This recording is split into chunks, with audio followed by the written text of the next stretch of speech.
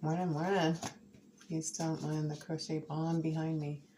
I don't know if I can get that in there. That's pretty nasty. I got another project on the go. All right. February 7th. A path to faith.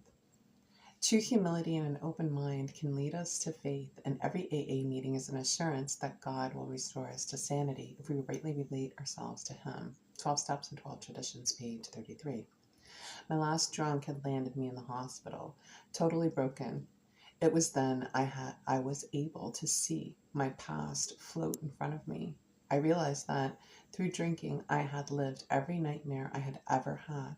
My own self-will and obsession to drink had driven me into a dark pit of hallucinations, blackouts, and despair. Dun, dun, dun. Finally beaten, I asked for God's help. His presence told me to believe. My obsession for alcohol was taken away, and my paranoia has since been lifted. I am no longer afraid. I know my life is healthy and sane. All right, and that actually reminded me of a big book passage. I wanted to start at page 24, and there is a solution. It's the second paragraph, and I just thought I'd share this. The fact that most alcoholics, for reasons yet obscure, have lost the power of choice in drink, our so-called willpower becomes practically non-existent. We are unable at certain times to bring into our consciousness with sufficient force the memory of the suffering and humiliation of even a week or a month ago. We are without defense against the first drink.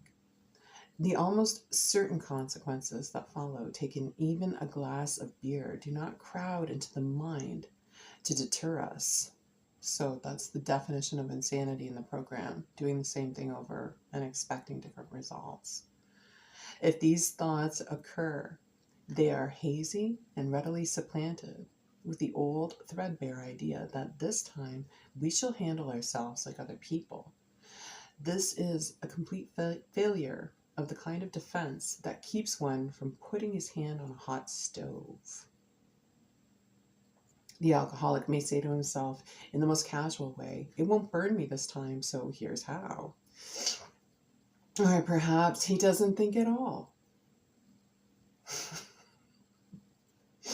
How often have some of us begun to drink in this nonchalant way, and after the third or fourth, pounded on the bar and said to ourselves, "For God's sakes, how did I ever get started again?"